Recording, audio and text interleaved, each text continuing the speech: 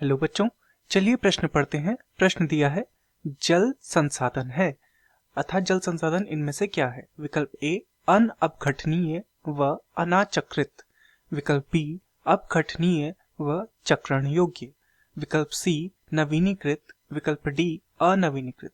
तो इस प्रश्न में हमसे जल संसाधन के विषय में पूछा गया है कि जल इनमें से कौन सा संसाधन है।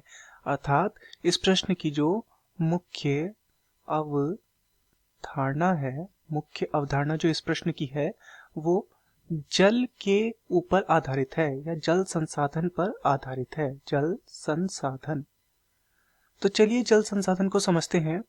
जो ये जल है, जल सदैव नवीनीकरणीय होता है।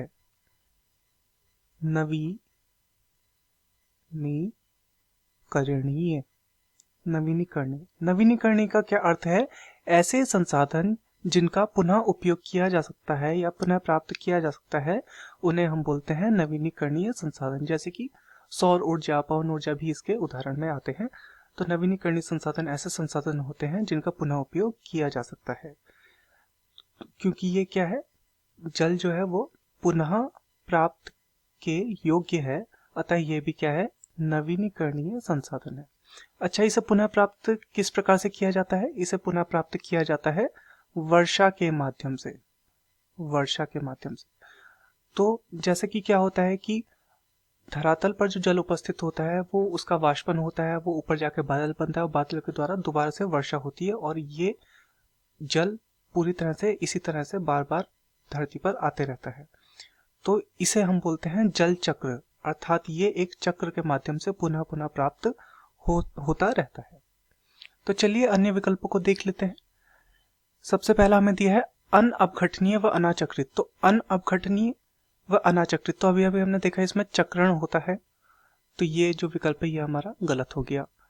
विकल्प बी है अपघटनीय व चक्रण योग्य, तो जल का अपघटन नहीं होता, हालांकि ये चक्रण योग्य है, परंतु यह विकल्प भी हमारा गलत हो जाएगा।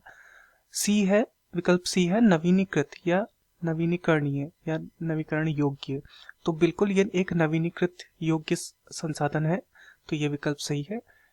विकल्प डी है अनवीनीकृत ऐसे होते हैं जिन्हें हम पुनः प्राप्त नहीं कर सकते, तो जल को हम पुनः प्राप्त कर सकते हैं, तो ये विकल्प हमारा गलत हो गया।